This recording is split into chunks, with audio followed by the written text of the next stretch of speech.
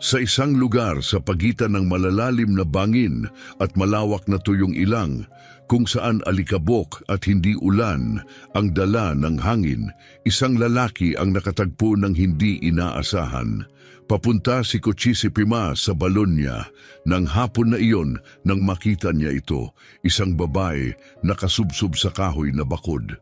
Isang dalagang mas matangkad kaysa sinuman na nakita niya noon, na may gusot na maitim na buhok na puno ng dumi at dugo.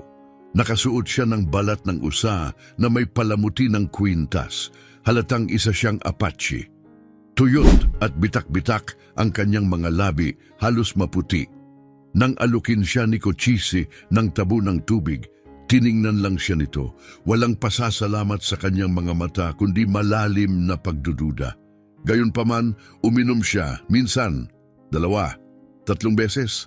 Pagkatapos, walang imik, tumayo siya, mataas at tahimik, at tumingin ng diretso kay Kochis, na parang pinag-aaralan ng kanyang mukha, isinasaulo ito. Pagkatapos tumalikod siya at muling pumasok sa kabundukan ni hindi nagsalita ng isang salita. Nakatayo lamang si Kochise, pinagmamasdan ang unti-unting pagkawala ng babae sa kumikislap na init. Akala niya'y doon na iyon magtatapos, pero nagkamali siya. Sa tagal niyang naninirahan doon, natutunan na niyang kilatisin kapag may paparating na panganib. Nakatira siya sa isang liblib na lambak kung saan kakaunti ang damo at 2 araw ang layo ng kapitbahay. Pinili niya ang pag-iisa. Walang nagtatanong, walang hindi inaasahang bisita, may baka, ilang kabayo at katahimikang tumutulong sa kanyang limutin ang nakaraang ayaw na niyang balikan. Hindi siya tumatakas mula sa isang partikular na bagay. Tinatakasan lang niya ang ingay, ang walang katapusang boses ng mga taong akalay alam ang lahat. Kinagabihan, matapos maglaho ang dalagang Apache sa mga burol, bumalik si Kochis sa kanyang nakasanayang gawain. Pinakain niya ang mga kabayo, sinuri ang nabubulok na bahagi ng bakod, at inayos ang matagal ng maingay na bisagra ng gate. Pero kahit anong pilit, bumabalik pa rin sa kanyang isipan ang babae. Ang tingin nito sa kanya, hindi takot, hindi pasasalamat, kundi matalim at mapagmasid na parabang nahatulan na siya at hindi na malalaman ang desisyon iwinaksi iyon ni Kochis. Maraming dumaraan sa lupaing ito, mga lagalag, naghahanap ng ginto o mga katutubong patungo sa mga pamilihan. Baka nasugatan siya o naligaw, pero wala na siya ngayon at tapos na iyon. Subalit nang humiga si Kochis sa kanyang kutsyon ng gabing iyon, ramdam niyang may nagbago sa hangin. Balisa ang mga kabayo, naririnig niyang gumagalaw sila sa kulungan, kumakaskas ang mga paa sa tuyong lupa. Isang beses, malakas ang iyak ng kanyang kabayong si Baigelding, matinis at tumarak sa gabi. Umupo si Kochis, nakikinig, walang iba maliban sa hangin na humahampas sa dingding at malayong hiyaw ng mabangis na hayop sa kabundukan. Humiga siyang muli, nakatitig sa magagaspang na biga ng bubong. Bukas, sabi niya sa sarili, pupunta ako sa hilagang pastulan para tingnan ang mga baka. Bukas, babalik na sa normal ang lahat. Paulit-ulit niya itong sinabi hanggang sa sumikat ang araw. Sa unang liwanag, lumabas si Kochise, isinusuot ang suspender sa balikat at napatitig sa matinding liwanag. Mapusyaw ang bughaw ng langit, papaputi sa gilid na kalatag ang lambak sa harap niya, puno ng damong makakapal at batong nakalitaw. Doon niya sila nakita, akala niya'y guni-guni lang, mga aninong naglalaro sa talampas. Pero hindi sumasakay ng kabayo ang mga anino. Hindi rin sila nananatiling ganoong katahimik. 10, 20, tumigil siya sa pagbibilang. Pinalilibutan na ang kanyang rancho. Mula hilagang talampas, silangang burol hanggang kanlurang bangin malapit sa tuyong sapa. Mga mandirigmang Apache, pawang nasa kabayo. Ang ilan may sibat, ang iba'y may rifle, lahat kita kahit sa malayo. Hindi sila gumalaw, hindi sila nagsalita. Nandun lang sila, nakapaligid na parang patibong na unti-unting sumasara. Automatikong hinawakan ni Cochise ang ripling na kasandal sa pintuan, pero nag-atubili siya. Ano ang magagawa ng isang rifle laban sa ganito karami? Sa halip, lumakad siya palabas, sumayad ang bota sa tuyong lupa. Nasa dulo ng kulungan ng mga kabayo, siksikan at balisa. Ramdam rin nila may panganib sa hangin. Muli siyang tumingin sa mga talampas, sinusubukang unawain kung ano ito. Hindi ito karaniwang paglusob. Ang mga mandurumog ay biglaang umatake, kumuha ng gusto nila at naglaho. Ito hindi, ito'y maingat. May layunin, isa itong mensahe, pero anong uri? Nanikip ang lalamunan niya, naalala niya ang babae, ang tubig, ang tingin nito sa kanya, at tila tinawag ng kanyang isip ang presensya nito, napansin niya ang paggalaw. May isang sakay ng kabayo ang humiwalay mula sa hilagang grupo at dahan-dahang bumaba sa dalisdis.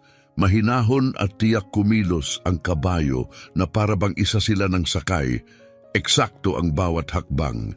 Hindi gumalaw si Cochise, hindi kinuha ang rifle, hindi tumakbo. Nakatayo lang siya sa bakuran, pinapanood ang papalapit na lalaki.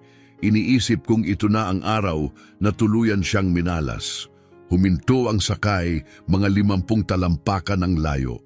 Matanda na ito, ang mukha ay kinulubot ng taon ng araw, hangin at ng autoridad na higit pa roon.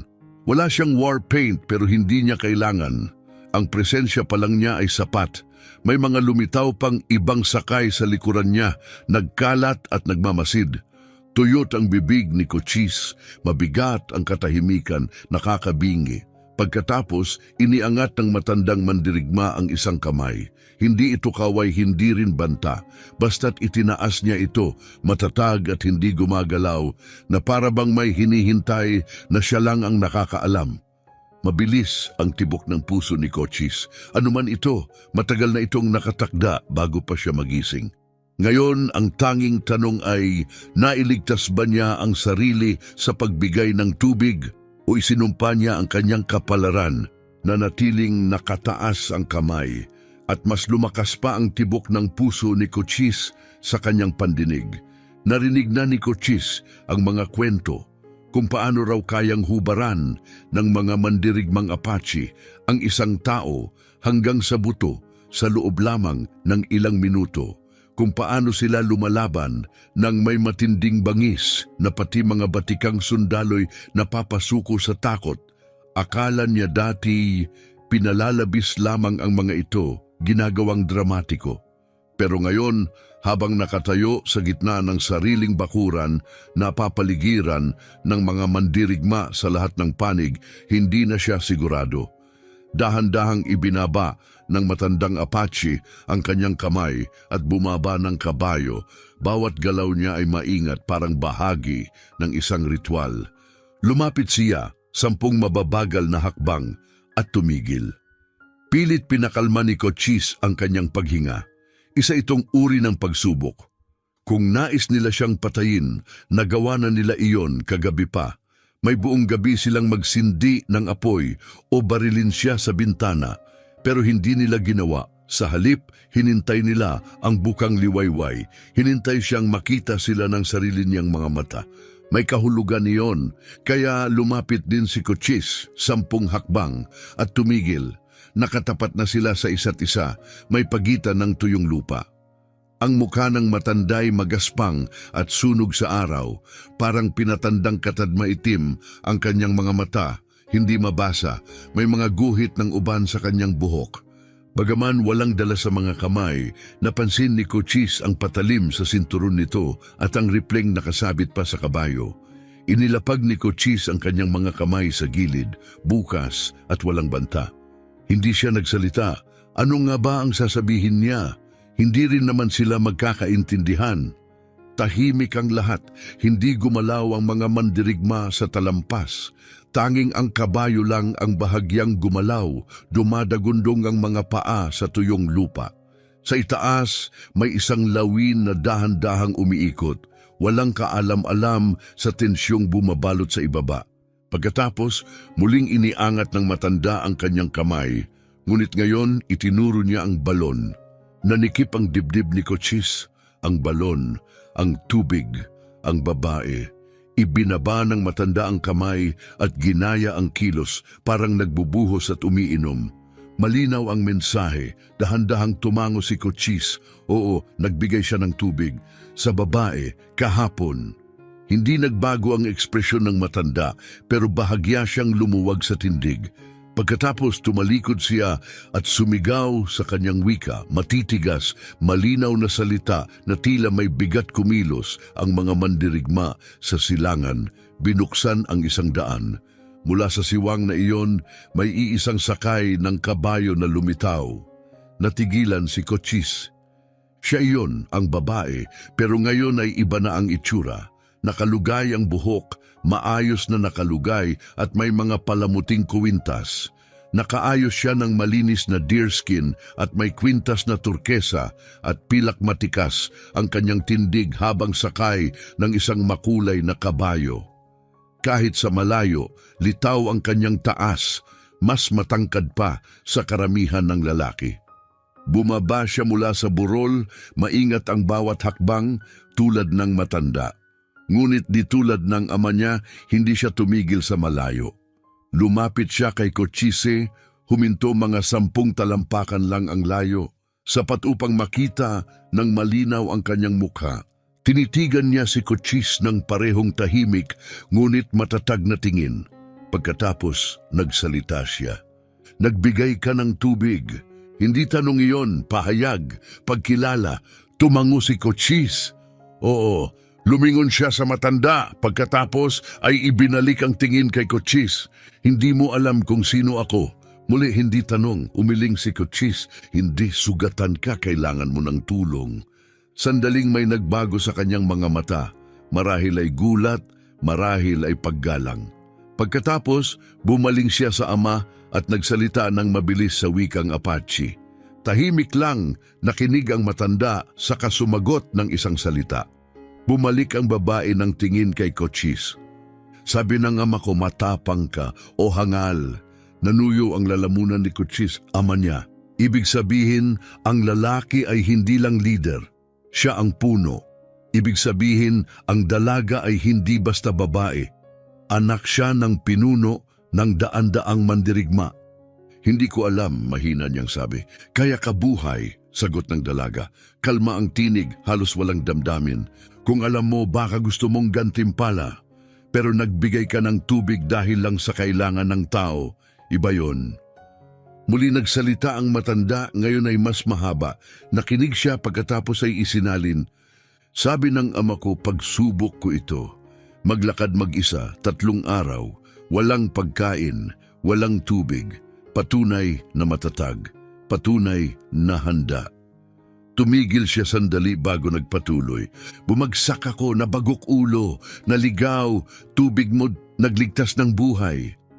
Ramdam ni Cochise ang mga matang nakatingin mula sa talampas. Lahat ay naghihintay.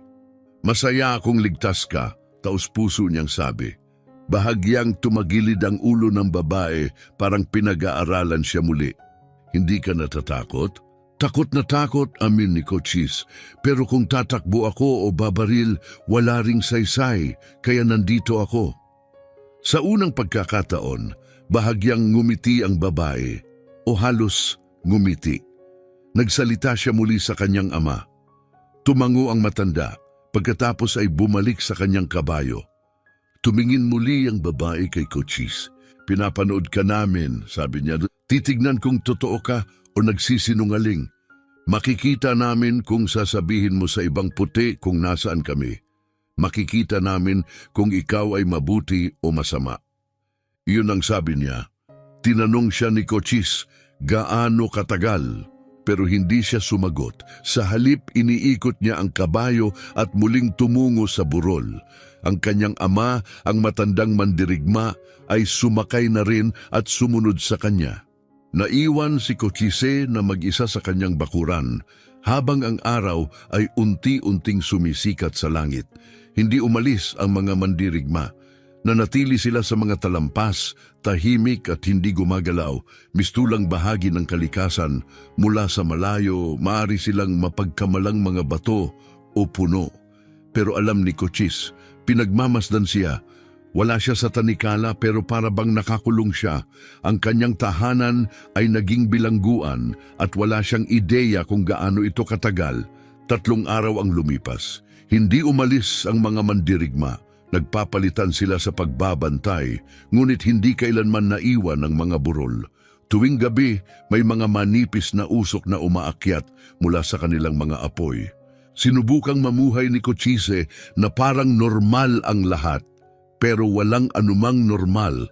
Pinapakain niya ang mga kabayo habang nararamdaman ang mga matang sumusunod sa bawat galaw niya. Inaayos niya ang mga sirang poste ng bakod habang iniisip na bawat hampas ng martilyo ay sinusukat. Kumukuha siya ng tubig mula sa balon, ang parehong balon kung saan niya unang nakita ang babae, at di maiwasang isipin kung binibilang ba nila ang bawat timba ng tubig. Pabugso-bugso ang kanyang tulog, laging nagigising sa mga tunog sa labas, mga yabag, langit-ngit ng upuang kabayo, mga bulong sa hangin. Gising siya tuwing gabi, pati ang mga kabayo ay ramdam ang tensyon, lalo nang naging balisa ang kanyang by-gelding na kabayo. Palaging sumisipa sa bakod, kaya't kinailangan niya itong ilipat sa hiwalay na kulungan. Sa ika-4 na araw, may kakaiba. Pagbukas ni Cochise ng pinto, may nakita siyang bungkos sa lupa. May bumaba mula sa burol sa gitna ng gabi at iniwan ito, binalot sa balat ng hayop. Dahan-dahan niya itong binuksan. Sa loob, may mga hiwa ng tuyong karne at isang tapayang luwad na puno ng tubig. Napatingin si Cochise sa mga laman nito, sinusubukang unawain ang kahulugan. Paggalang ba ito? O gusto lang nilang manatiling buhay siya hanggang sa matapos ang kanilang pagsusuri? Anuman ang dahilan, kumain siya. Matigas at maalat ang karne, pero mas mabuti kaysa wala. Malapit na maubos ang sariling supply niya at dahil sa pagkakubkob ng lambak, hindi siya makaluwas sa bayan. Pagsapit ng ika-5 araw, nagsimulang makaapekto ang pag-iisa. Dati mahal ni Cochise ang katahimikan, ngunit iba ito. Hindi ito kapayapaan, ito'y pagiging minamasdan, sinusukat ang bawat kilos, bawat hinga. Nagsimula siyang makipag-usap sa mga kabayo kahit boses niya lang ang naririnig. Mas mabuti na iyon kaysa wala. Sa ika-5 araw, bumalik siya. Mag-isa na lang ngayon, wala ang ama, wala ring kasamang mandirigma. Bumaba siya ng burol at huminto sa parehong lugar kung saan siya huminto dati, mga 10 talampakan mula kay Cochise. Nandito ka pa rin, sabi niya. Wala rin naman akong ibang pagpipilian, sagot ni Cochise. Bumaba siya sa kabayo at lumapit. Mas lalo siyang matangkad pag malapit, kasing tangkad ni Cochise na hindi maliit na lalaki. Matalas ang kanyang mga mata. Tinitigan niya ito na parang nagbabasa ng lihim na mapa sa mukha nito. Pwede kang tumakas, sabi niya, sa gabi. Patay na ako bago pa makarating ng 1 milya, sagot ni Cochise. Ayoko. Matalino ka, wika niya, hindi malinaw kung papuri iyon o obserbasyon lang. Karamihan sa mga puti tumatakbo, nahuhuli, namatay, ikaw na natili, naghintay. Ano pa bang magagawa ko? Hindi siya sumagot agad. Sa halip, lumapit siya sa balon at sumilip. Malalim punan niya. Sapat na ang lalim, sagot ni Cochise. Hindi nauubos kahit tag-init. Kaya ka nakatira dito dahil sa magandang tubig. Isa sa mga dahilan, humarap siya kay Cochise. Kailangan ng tubig ng mga tao ko. Sa amin itong lupa dati. Tahimik pero mabigat ang kanyang salita. Ngayon, ang mga puti nagtatayo ng bakod. Naghuhukay ng balon, kinukuha ang dating malaya. Ramdam ni Cochise ang bigat ng sinabi niya. Binili niya ang lupang ito sa batas ng mga puti. Pero hindi kailanman tinanong ng batas na iyon kung ano ang opinyon ng mga Apache o kung ano ang nawala sa kanila. Hindi ako naghahanap ng gulo, Maingat niyang sabi. Nandito na ang gulo, sagot ng babae. Tanong ay, anong gagawin mo ngayon?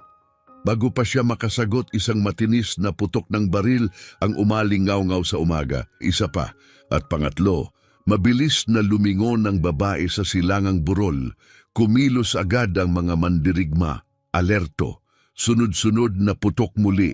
Mas malapit na ngayon mula sa likod ng mga burol ang putok. Sumigaw siya sa wikang Apache. May sumagot mula sa itaas. Nanigas ang kanyang muka. Dumarating ang mga puti, sabi niya. Marami, may mga baril. Nanlambot si Cochise. Ilan? 20, baka higit pa, nangangaso sila. Tumingin siya kay Cochise. Ngayon, hindi lang pagbabantay ang nasa kanyang tingin, kundi pagsusuri. Hinahabol nila kami. Lalong lumakas ang mga putok, papalapit, patungo sa lambak. Sa isang mabilis na kilos, lumundag siya sa kabayo. Kapag nakita ka nila sa amin, papatayin ka rin nila. Akala nila kasama ka namin. Saan ka pupunta? Sigaw ni Cochise. Hindi siya sumagot. Pinalakad niya ang kabayo, mabilis na tumatakbo paakyat sa burol. Ang mga mandirigmay naglaho na, parang hamog na naglulusaw sa tanawin. At si Cochise naiwan na naman mag-isa habang ang tunog ng papalapit na mga kabayo ay lumalakas sa bawat segundo. Narinig muna sila ni Cochise bago niya sila makita. Mga sigaw na puno ng sigla at tensyon. Iyon ang klasing ingay na mula sa mga lalaking naniniwalang may mahuhuli silang mapanganib. Tinatayang may 5 minuto pa siya bago sila makarating. 5 minutong pagpapasya kung paano ipapaliwanag kung bakit siya nag-iisa sa lambak na kamakailan lang ay tinirhan ng daan-daang mandirigmang Apache. At ang mas masama, hindi na rin siya sigurado kung kaninong panig siya kabilang. Bumaba sila sa silangang daan na parang bagyong bumabangga sa mga burol. Maingay, mabilis at puno ng lakas. Binilang ni Cochise ang hindi bababa sa 15 sakay at tiyak na mas marami pa sa likuran. Suot nila ang maruruming kasuotan ng mga tagahangganan, canvas na pantalon, kupas na kamiseta at malapad na sombrerong mantsado ng pawis at panahon, bawat isa ay may rifle. Ang ilan ay may revolver na nakasabit sa baywang. Pula ang kanilang mga mukha, hindi lang dahil sa init kundi dahil sa halong adrenaline at galit. Itinaas ng pinuno ang kamay nang makita si Cochise sa bakuran at bumagal ang grupo, huminto mga 30 yarda mula sa kubo. Humihingal ang kanilang mga kabayo, puno ng pawis ang tagiliran. Nag-iisa ka ba rito, sigaw ng leader. Isa siyang malaking lalaki na may makapal na balbas at matalim na matang, hindi tumitigil sa paggalugad sa paligid. Ako lang, sagot ni Cochise. Kalmado ang boses at malinaw na nakikita ang parehong kamay. Lumapit ang isa pang lalaki sa leader. Mas bata, nakahanda na ang rifle sa kanyang mga tuhod habang nakasakay pa. Matagal na naming sinusundan ang isang war party, aniya. May nakita kaming usok kahapon. Diretso ang trail nila rito. Naglaro ang isip ni Cochise. Pwede siyang magsinungaling. Sabihing dumaan lang ang mga Apache at nagpatuloy. Pero hindi mabobola ang mga ito. Makikita nila ang mga bakas, ang latak ng kampo, ang mga tanda ng pananatili ng daan-daang mandirigma ng halos 1 linggo. May nakita akong mga palatandaan, dahan-dahang sabi ni Cochise, pero umalis na sila. Saan sila nagtungo? Tanong ng lalaking may balbas, mariin ang tingin. Panorte sa tingin ko, sagot ni Cochise. Narinig kong may mga kabayong umalis mga 20 minuto na ang nakaraan. Hindi ito ganap na kasinungalingan, umalis nga ang mga Apache sa mga burol, pero ang panorte ay haka-haka lamang. At alam niya iyon, hindi kumbinsido ang nakababatang lalaki. Malakas ang loob mong tumira rito sa teritoryo ng Apache. Akin ang lupang ito, sagot ni Cochise. Binili ko ng maayos. Hindi mahalaga sa mga Apache ang papeles, sagot ng matanda tuwiran. Bumaba siya sa kabayo at lumapit kay Cochise. Maswerte ka't hindi ka pa nila pinapatay. Baka sa tingin nila ay hindi ako sulit pag-aksayahan. Balik ni Cochise. Tumawa ang lalaki, magaspang. Voluntaryong milisya kami. Sinusundan namin ang grupong sumalakay sa isang nayon 2 linggo sa timog. 3 bahay ang sinunog, 1 pamilya ang pinatay. Dumura siya sa lupa. Narito kami para gumanti. Nanikip ang tiyan ni Cochise. Sigurado ba kayong Apache ang may gawa? Hindi nagsisinungaling ang mga bakas. Mabilis na sagot ng nakababatang lalaki. Dumaan sila rito. Matamang tiningnan siya ng lalaking may balbas. Mukha kang napakakalmado para sa isang taong may kalabang kampo sa pintuan. Walang silbi ang magpanik, sabi ni Cochise. Wala ring mababago. May tinatago ka ba? Singhal ng nakababatang lalaki, lalong humigpit ang hawak sa riple. Sinusubukan ko lang mabuhay, sagot ni Cochise. Tulad ninyong lahat. Lumagpas ang matanda, papasok sa kubo. Pwede ba naming silipin sa paligid? Kailangan ng tubig ng mga kabayo namin. Alam ni Cochise na wala ng saysay ang tumanggi. Sige, tugon niya. Nagsibaba ang mga lalaki sa kabayo at nagsimulang lumibot. Ang ilan ay pinainom ang kabayo sa batya. Ang iba'y naglakad sa paligid ng kubo. Hinahanap ang anumang palatandaan na natili sa kabayo ang batang lalaki. Hindi inaalis ang mata kay Cochise. Bakas ang hinala. May suplay ka sa loob? Tanong ng lalaki. Sapat lang para mabuhay, sagot ni Cochise. Kailangan namin, 3 araw na kaming naglalakbay. Magbabayad kami. Tumango si Cochise. Titingnan ko kung ano meron. Tumungo siya sa kubo. Sumunod sa kanya ang lalaking may balbas. Pagdating sa pintuan, napansin ni Cochise ang bahagyang galaw sa kanlurang burol. Mabilis lamang, maaring hayop, maaaring anino, pero alam niya ang totoo. Hindi yun bato, naroon pa rin ang mga Apache, hindi umalis, umatras lang ng kaunti para iwasan ng gulo. Pinagmamasdan pa rin siya. Kapag nagpatuloy sa paghahanap ang mga settler na ito, tiyak na may matutuklasan silang hindi nila kayang harapin. At kapag nangyari iyon, ang tahimik na lambak na ito'y magiging larangan ng digmaan. Pumasok sa kubo ang lalaking may balbas. Sumunod si Cochise, puno ng kaba ang isipan. Pwede niyang sabihin ang totoo na mapayapa ang mga Apache, wala silang sinaktan. Pero maniniwala ba ang mga lalaking ito o iisipin nilang isa na siyang taksil? May kape ka ba? Tanong ng lalaki tumitingin sa mga istante. Kaunti! Sagot ni Cochise. Maganda, kukunin na namin ang meron ka. Pagkatapos tumingin siya ng diretso sa mata ni Cochise. At sasabihin mo sa amin kung saan nagtungo ang mga Apache. Hindi ito hiling, isa itong utos. Ramdam ni Cochise ang bigat ng sandali. Maaari siyang magsinungaling, ipadirekta sila sa hilaga, habulin ang hungkag na trail. O maaari niyang ituro ang kanluran tungo mismo sa burol, diretso sa bibig ng isang tambangan. May natitirang isang pagpipilian si Cochise. Maaari siyang magsinungaling at ituro ang maling direksyon sa milisya. Maaari niyang akayin sila papunta sa panganib o maaari niyang sabihin ang totoo at panganibang matawag na traidor.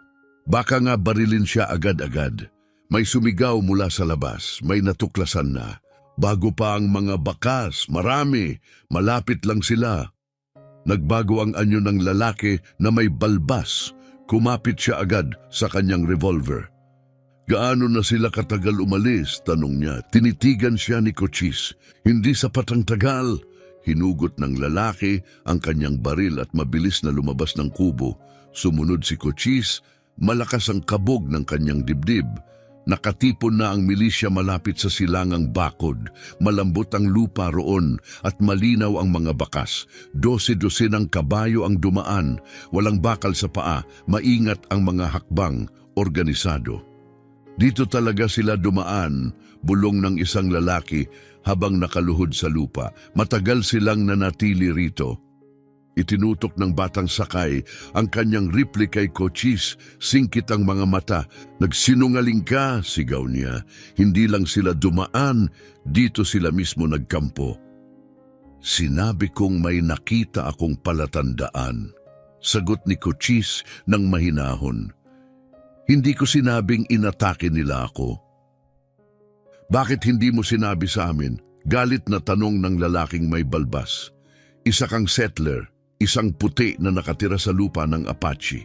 Bakit nila hinayaan kang mabuhay? Alam ni Cochise, ito na ang sandali. Ang tanging pagkakataon upang pigilan ang pagsalakay sa mga burol at pagsimula ng isang digmaan. Siguro dahil wala akong dahilan para patayin nila ako. Kampi ka sa kanila? Akusasyon ng batang sakay, matigas ang tono. Kampi ako sa mabuhay, sagot ni Cochise. 300 mandirigma ang nasa itaas. Kung gusto nila akong patayin, ginawa na nila. Pero hindi nila ginawa, pinanood lang nila ako. Hindi ako nakialam, kaya pinabayaan nila ako. Nanlaki ang mata ng lalaking may balbas. 300 ulit niya. Pinaligiran nila ang rancho na ito halos 1 linggo. Kumpirma ni Cochise. Ni isang putok, walang nangyari. Nagtinginan ng mga lalaki. Malinaw ang bilang, 15 rifle laban sa daan-daang bihasang mandirigma. Hindi iyon katapangan, kundi isang paanyayang mamatay. Bakit sila narito? Tanong ng isa. Hindi naman basta-basta nagkakampo ang war party.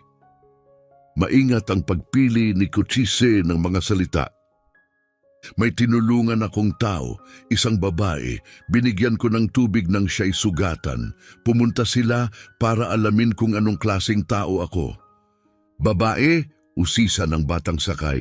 Tinulungan mong Apache na babae?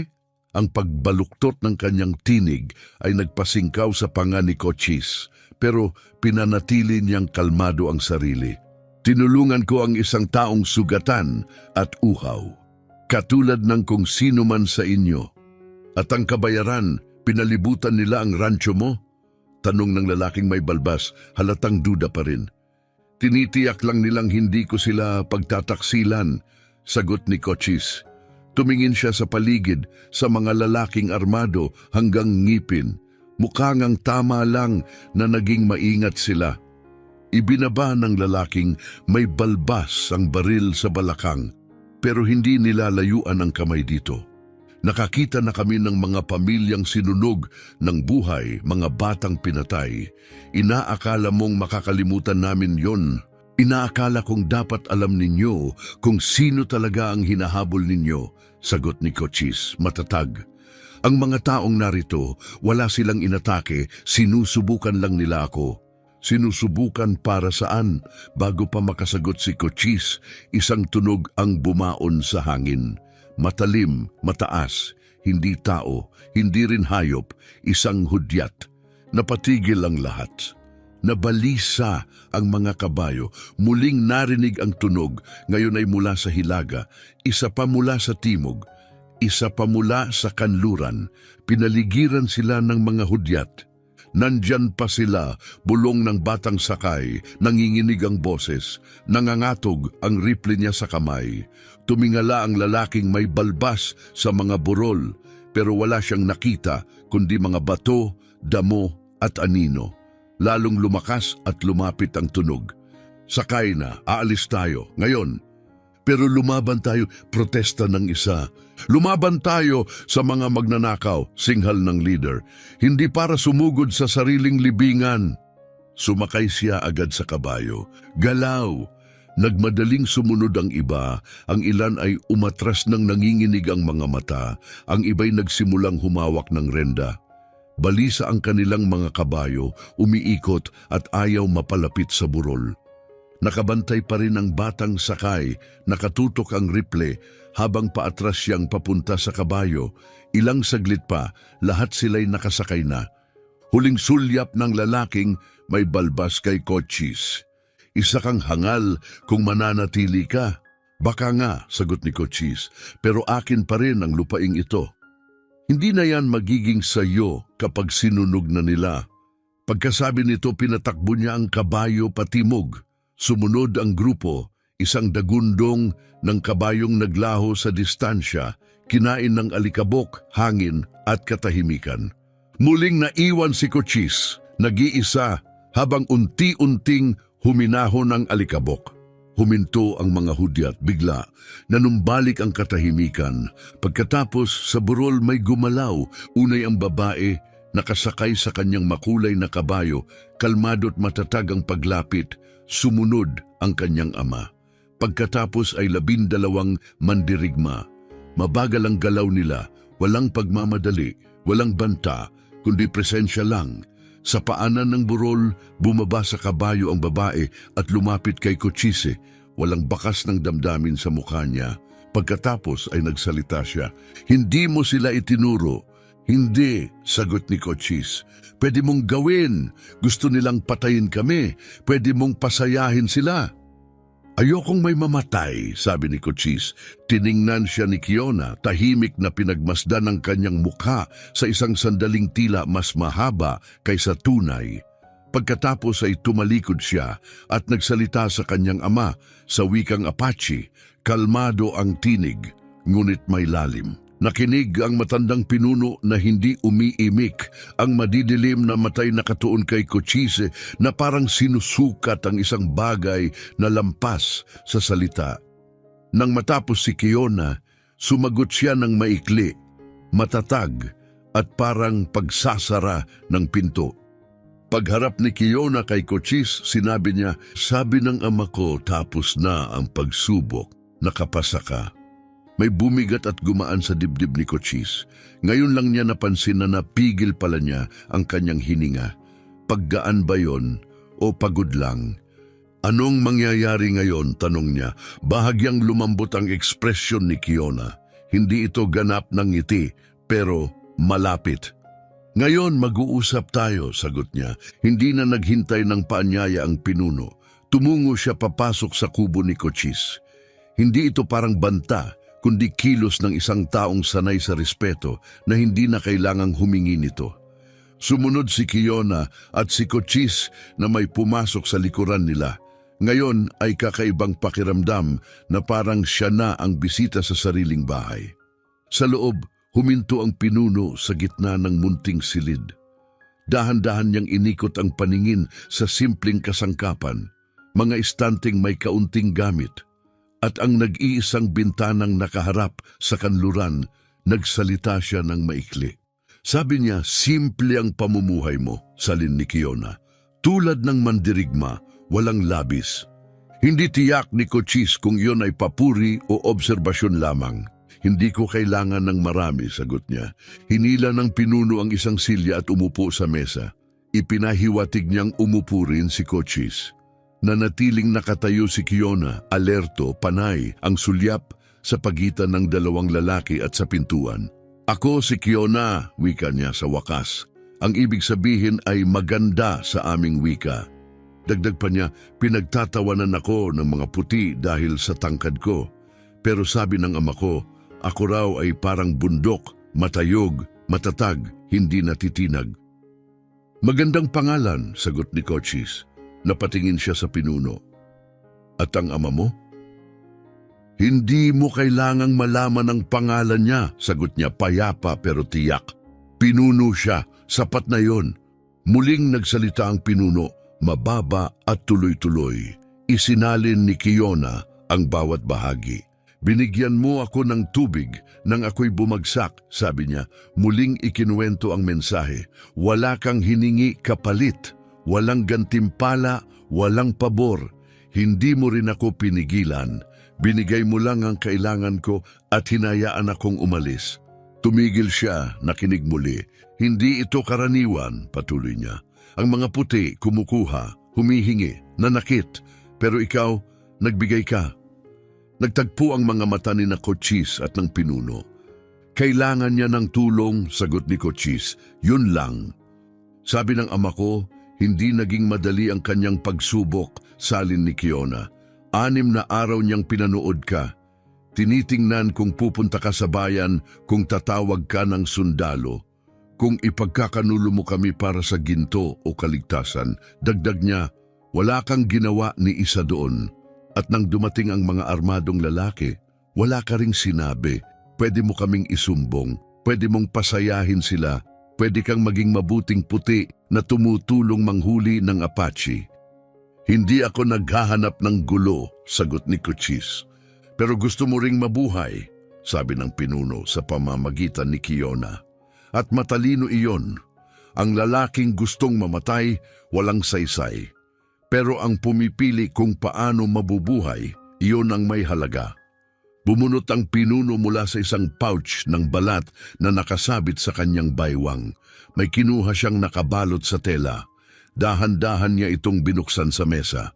Isang kwintas, magandang burda sa balat. Asul at puting kwintas, inayos sa maayos na pattern. Isang palatandaan ito, sabi ni Kiona, simbolo ng proteksyon. Kapag suot mo ito, malalaman ng mga tao namin. Hindi ka sasaktan, hindi ka pagnanakawan. Ikaw ay nasa ilalim ng proteksyon ng aming tribo. Nakatitig si Cochise sa kwintas. Hindi alam kung ano ang isasagot. Hindi ko maintindihan, bakit? Dahil ipinakita mong may dangal ka, sagot ni Kiona. Walang pumilit sa'yo. Pwede kang manahimik, pero pinili mong huwag. Pwede kang maniwala sa galit, pero pinili mong umunawa, iba ka. Tiningnan niya si Cochise sa mata. Isang puti na nauunawaan na ang lupa ay hindi lang para sa isang uri ng tao, na ang tubig ay para sa lahat ng nauuhaw, na ang tao ay tao, kahit ano paman. Muli nagsalita ang pinuno, ngayon ay mas mahaba, mas mariin. Maingat na isinalin ni Kiona. Sabi ng ama ko, ang lupang ito ay dating lahat sa Apache. Malaya ang ilog, malayang gumagala ang hayop. Pagkatapos, dumating ang mga puti na may papel, inaangkin ang hindi maaaring ariin. Nagtayo sila ng bakod, naghukay ng balon, gumuhit ng mga linya at nagsabi, akin ito, iyo yan, bawal kang tumawid. Tumigil siya. Pero iba ka. May bakod ka, oo, may balon ka rin. Pero nang may nauhaw, hindi mo tinanong kung sino siya. Hindi mo tinanong kung siya'y Apache o puti, Kristiyano o hindi. Binigyan mo siya ng tubig. Sa tingin ko kahit sino naman ay gagawin yon, sagot ni Cochise. Isang salita lang ang sinabi ng pinuno sa Ingles, hindi. Pagkatapos ay nagpatuloy siya sa Apache at isinalin ni Kiona, karamihan ay hindi. Karamihan sa mga lalaki ay titingin sa isang Apache na babae at iisipin, panganib, pag-aari, pagkakataon. Pero ikaw, nakita mo ang taong nangangailangan iyon ng kaibahan. Dahan-dahang tumayo ang pinuno, matahimik ngunit matatag ang presensya. Itinulak niya ang kwintas patungo kay Cochise. Tanggapin mo, sabi ni Kiona. Isuot mo, ikaw ay protektado. Inabot ni Cochise ang kwintas, malamig ang mga kwintas sa kanyang palad. Maganda ang pagkakayari ng kwintas. Ang burda ng mga kwintas ay masalimuot at ang balat ay malambot at makinis sa tagal ng pagkakayari. Hawak ito ni Cochise sa kanyang mga kamay at mahina niyang tinanong, ano ang kahulugan nito? Para sa akin, para sa aking rancho? Nagkatinginan si Kiona at ang kanyang ama. Pagkatapos, sumagot siya ng direkta, hindi na kailangan ng pagsasalin. Ibig sabihin, maaari kang mamuhay dito ng mapayapa, hindi ka gagambalain ng mga tao ko, wika niya. Babantayan namin ang lupa mo kapag wala ka na. At kung may ibang Apache na dadaan, sasabihin naming isa kang kaibigan. Tumigil siya, seryoso ang mukha. Pero may dagdag pa. Naghintay si Cochise. Ang mga puti, sabi niya, babalik sila. Siguro hindi ngayon, hindi bukas, pero babalik sila. Tumigas ang kanyang tinig, tumalim ang tingin. Gusto nilang labanan ng mga Apache. Gusto nila ng paghihiganti para sa mga bagay na pinaniniwalaan nilang ginawa namin. Tinitigan niya si Cochise. Kapag suot mo ang kwintas na yan at nakita nila, iisipin nilang nagtaksil ka. Hindi nila maiintindihan at gusto ka rin nilang saktan. Muling nagsalita ang pinuno, maikli, matatag. Isinalin ni Kiona, Sabi ng ama ko, pumili ka ng mabuti. Proteksyon mula sa amin ay panganib mula sa kanila. Hindi mo pwedeng makuha ang pareho. Tumingin si Cochise sa kwintas sa kanyang mga palad. Ramdam niya ang bigat nito, hindi ito palamuti lang. Isa itong pasya, isang paninindigan, isang linya sa disyerto at kailangan niyang pumili kung saang panig siya tatayo. Naisip niya ang mga milisya na kakarating lang kanina, ang hinala sa kanilang mga mata, ang banta sa kanilang tinig. Kung babalik sila at nakita siyang may suot na sagisag ng Apache, hindi na sila magtatanong babarilin na siya agad. Tatawagin siyang traitor, taksil, taong lumaban sa sarili niyang lahi. Pero ano nga ba ang ibig sabihin ng sarili niyang lahi? Mga lalaking kumuha ng lupa sa pamamagitan ng dahas at tinawag iyong legal. Mga taong naghahabol ng dugo at tinatawag itong katarungan. Siya ba talaga ay isa sa kanila dahil lang pareho ang balat nila? Tumingin siya kay Kiona. Nakalugar siya, matahimik, naghihintay. Ano man ang piliin niya, tinanggap na ito ni Kiona. Walang pamimilit, puro pagtitimpi. Naalala niya kung paano bumagsak si Kiona malapit sa kanyang bakod, halos patay sa uhaw. Inalok niya ito ng tubig, walang iba. At sa simpleng gawaing iyon, nagbago ang takbo ng kanyang mundo. Ngayon, dahil doon, dandaang mandirigma ang iiwan siyang mapayapa. O pwede niyang tanggihan ang kwintas, manatiling neutral, mag-isa, umaasang sapat na ang katahimikan. Yun sana ang plano niya, kapayapaan sa katahimikan. Pero natagpuan pa rin siya ng mundo, pinilit siyang pumili. Itinaas ni Cochise ang kwintas at isinukbit sa kanyang leeg. Lumamig ang mga kwintas sa kanyang dibdib. Pinipili kong mabuhay na may dangal, sabi niya, tulad ng palagi kong sinusubukan. Hindi nagsalita ang pinuno pero nagbago ang kanyang tindig, isang banayad na tango ng paggalang, tahimik na pag-apruba. Lumapit siya at marahang itinapal ang kamay sa balikat ni Cochise, isang kilos na hindi na kailangang ipaliwanag. Muling nagsalita si Kiona, humarap sa kanyang ama. Sabi ng ama ko, baka raw matapang ka o hangal, baka pareho. Ngayon, bahagya siyang ngumiti. Sabi rin niya minsan, ang pinakamatapang na mga hangal ay nagiging alamat. Hindi ko gustong maging alamat, sagot ni Cochise.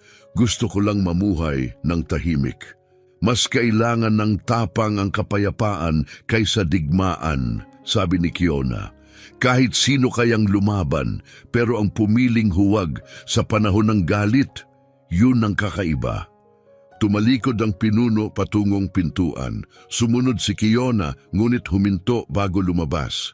May tanong ka ba? Tanong niya. Marami, amin ni Cochise. Pero siguro, pwede nang hintayin. Isa lang, sabi niya, habang narito pa ang ama ko, habang may bigat pa ang salita, bago muling maging magulo ang mundo. Nag-isip si Cochise. Sa huli, tinanong niya, yung pagsubok mo, 3 araw mag-isa, walang pagkain, walang tubig, nakapasa ka ba?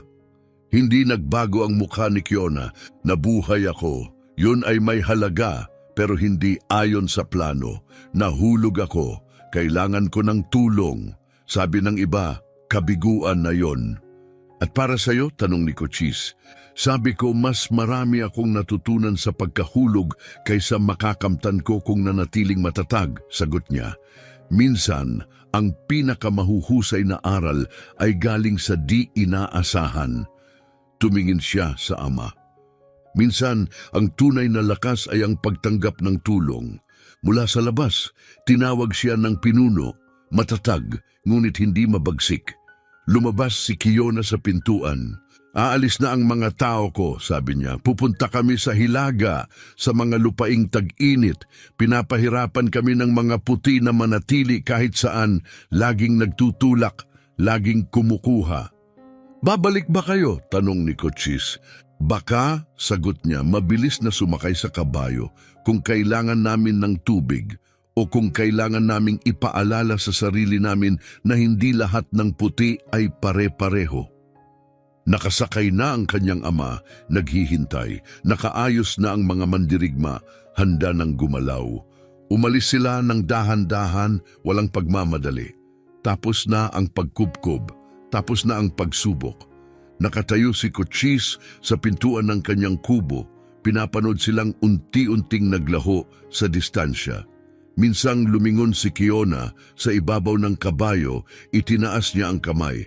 Hindi ganap na kaway, hindi rin ganap na saludo, isang hudyat ng pamamaalam o pagkilala.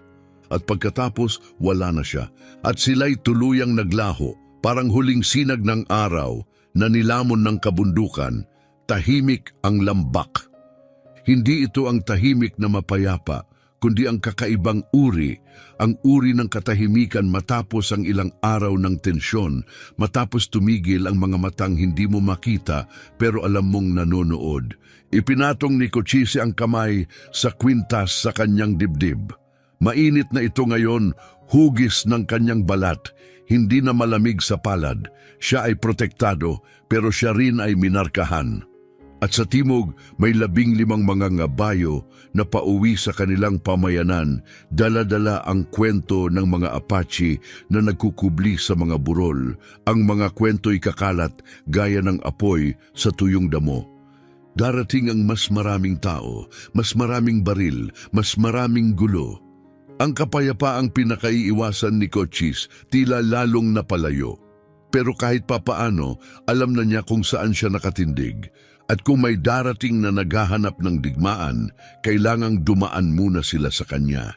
Sana lang tama ang pinili niya. Dahil wala nang balikan, 3 linggo ang lumipas. Bumalik ang katahimikan sa lambak, ngunit kailanmay hindi ito naging ganap na ligtas. Patuloy sa trabaho si Cochise, pinapakain ang mga hayop, inaayos ang bakod at suot pa rin niya ang kwintas. Hindi niya ito itinago, hindi niya ito itinupi. Kung darating ang gulo, haharapin niya ito ng buong loob at dumating nga ito isang Martes ng umaga.